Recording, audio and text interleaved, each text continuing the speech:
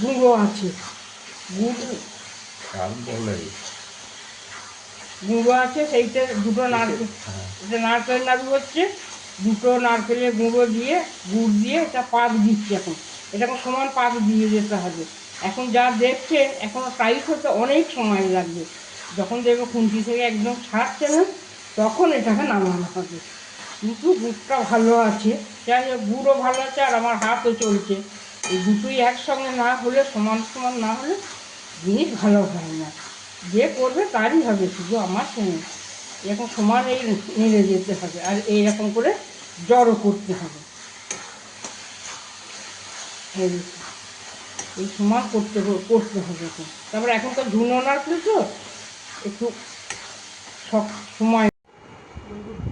এই যে নামানো হয়ে গেছে, পাক দিয়ে নামানো হয়ে গেছে, হাতে তেলও দেওয়া হয়ে গেছে, একদম হাত অন্তিম লাল হয়ে গেছে। দেখুন, গরমে না পাকালে পাকানো যাবে না। এবার এগুলো নাড়ুগুলো তৈরি হচ্ছে।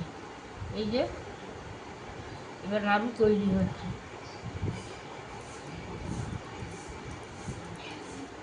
এরকমভাবে করে পাকাতে হবে, গরমে গরমে পাকালে নাড়ুটা টাইট হবে, শক্ত হবে। আর পাক ঠিক দিলে পরে নাড়ু ভালো হবে, সবই ভালো।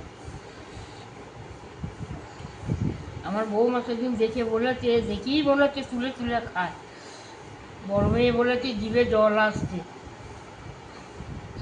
কিন্তু বড় মেয়ে এসে তবু তাও খেয়ে গেল। বৌমা তো আসতে পারলো না কো মেয়েদের পরীক্ষার জন্য।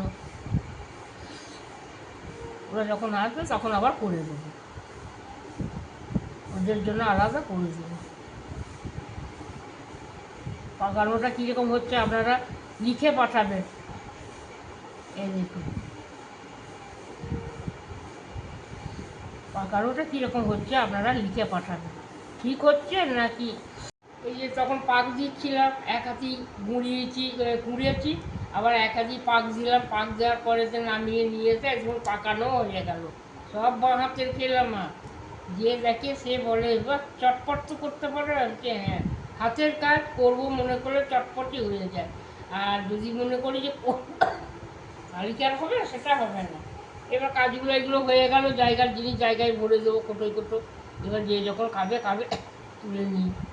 কিন্তু দেখতে কত ভালো লাগছে বলুন দেখিনি। আপনারাও এরকম দাদা করবেন, করে আমাকে লিখে পাঠাবেন। আর আমার নাড়ুগুলো আপনাদের পছন্দ হয়েছে কিনা সেটাও বলবেন, তাহলে আমি আবার করে আবার দেখিয়ে দেবো আপনাদের ঘরে।